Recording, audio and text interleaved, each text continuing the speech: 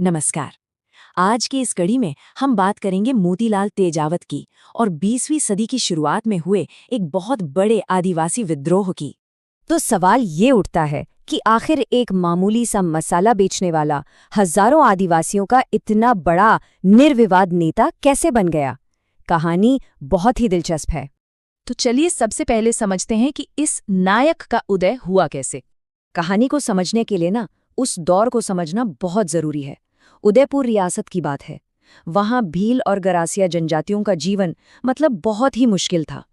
उन पर स्थानीय जागीरदारों यानी राजा के जो जमीन के मालिक होते थे और खुद रियासत का जबरदस्त शोषण था। भारी भरकम टैक्स, बेगार यानी बिना पैसे के जबरन मजदूरी और ना जाने कितने तरह के अत्याचार। माहौल ऐसा था कि बस एक चिंगारी का इंतजार था। और इसी माहौल में एंट्री होती है मोतीलाल तेजावत की। उनकी अपनी कहानी भी किसी फिल्म से कम नहीं। सोचिए, एक जागीर के मामूली कर्मचारी से वो बने मसाला व्यापारी, फिर एक समाज सुधारक और आखिर में एक इतने बड़े आंदोलन के नेता। असल में उनका ये मसाला बेचने का काम ही उनकी सबसे बड़ी ताकत बन गया। इसी बहाने वो दूर दराज के आदिवासी गांव तक पहुंच पाते थे, लोगों से सीधे मिलते थे और उनकी परेशानियों को, उनके दुख दर्द को बिल्कुल अपनी आंखों से देखते और समझते थे। तो अब देखते हैं कि ये जो उनका पर्सनल कनेक्शन था, ये एक ऑर्गेनाइज्ड, एक संगठित आंदोलन में कैसे बदला। तो साल था 1921, महीना जुलाई का। तेजावत ने एक असहयोग आंदोलन शुरू करने का फैसला किया। उन्होंने आदिवासियों से सीधा सीधा कहा कि ये जो शोषण वाले टैक्स हैं और ये जो बेगार है, मुफ्त में काम करवाना, इसका विरोध करो, इसे देने से साफ इनकार कर दो। इस आंदोलन को नाम मिला एक ही आंदोलन। एक ही यानी एकता। और इसका मकसद बिल्कुल साफ था। एक लाइन में कहें तो लक्ष्य था हर तरह के शोषण के खिलाफ एकजुट होना। लेकिन देखिए, आंदोलन शुरू होते ही पहली बड़ी चुनौती सामने आ गई। अगस्त 1921 में तेजावत को गिरफ्तार कर लिया गया। पर कुछ ही दिनों के अंदर हजारों की तादाद में भील उनकी रिहाई की मांग करने के लिए जमा हो गए। अब इतना जबरदस्त पब्लिक प्रेशर बना कि अधिकारियों को उन्हें छोड़ने पर मजबूर होना पड़ा। हजारों, ये सिर्फ एक नंबर नहीं है, ये उस जनशक्ति का सबूत था जो तेजावत के पीछे खड़ी थी। एक ऐसी ताकत जिसने एक शक्तिशाली रियासत को घुटने टेकने पर मजबूर कर दिया था। और ये ताकत सिर्फ उदयपुर तक ही सीमित नहीं रही। आंदोलन की ये आग बहुत जल्द ही पड़ोसी राज्य सिरोही तक भी जा पहुंची।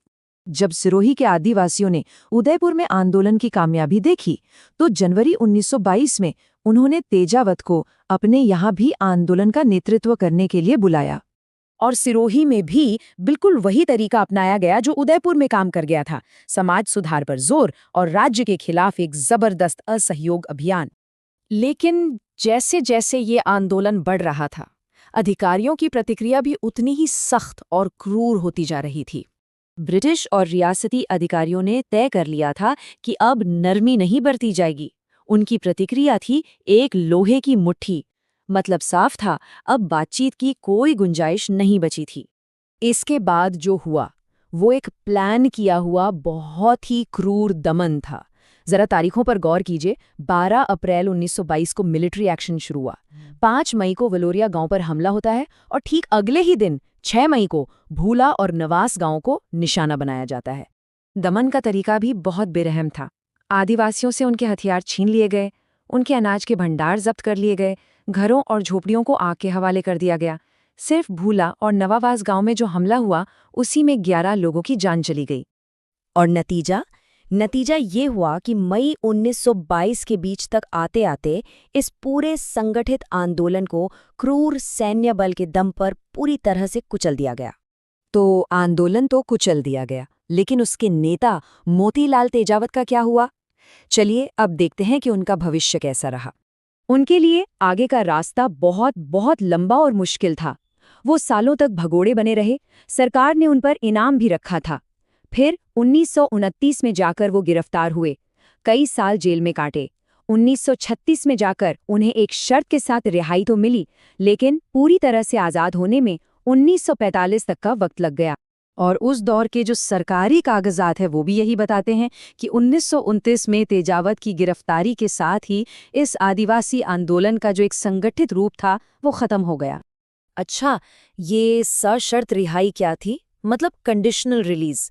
इसका सीधा सा मतलब था कि तेजावत को इस शर्त पर छोड़ा गया कि वो किसी भी राज्य विरोधी काम में हिस्सा नहीं लेंगे और बिना परमिशन के उदयपुर रियासत से बाहर भी नहीं जाएंगे। कहने को तो वो आज़ाद थे, पर असल में पूरी तरह से नहीं। तो आखिर में एक सवाल हमारे सामने खड़ा होता है कि मोतीलाल तेजावत की इस कहानी को हम कैसे याद रखें?